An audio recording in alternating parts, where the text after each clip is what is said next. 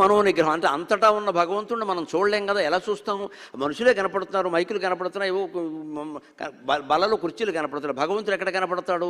అందుకని లగ్నం కావడం కోసం ఒక ప్రత్యేకం ఒక విగ్రహ రూపకల్పన చేసి దాన్ని దేవుడు అనుకోవయ్యా, రాముడు అనుకో, కృష్ణుడు అనుకో, అమ్మవారు అనుకో, ఏదో బాబాగారు అనుకో, చేసుకో, అమ్మ అనుకో, చేసుకో అని చెప్పారు. ఎందుకని అది ఒక్కటే కాదా, మొత్తం అంతా ఉంటుంది ఇక్కడ.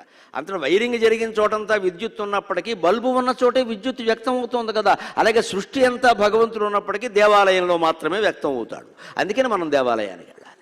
ఆ శక్తి అక్కడ వ్యక్తం అవుతుంది. ఎందుకని వైరింగ్లో ఉన్నటువంటి విద్యుత్ వ్యక్తమయ్యేలా బల్బులో ఏర్పాటు చేశారు. అలాగే దేవుడి శక్తి అక్కడ వ్యక్తమయ్యేలా విగ్రహం ప్రతిష్ఠ జపం ద్వారా చేశారు. అందుకని అక్కడే ఉండాలి. అందుకే ఆవిడ ఏమందంటే, అంతటా నిండి ఉన్న శక్తి అయ్యా, మంచికి ఏది కారణమో చెడుకి అదే కారణం. అనవసరంగా నువ్వే కారణం అనుకుని నెత్తి మీద వేసుకుని ఊరికే బాధపడక. దీంట్లో బృహదారణ్యకోపనిషత్తు ఉందండి. సయేవాత్మా బ్రహ్మ విజ్ఞానమయ మనోమయ ప్రాణమయ చక్షుర్మయ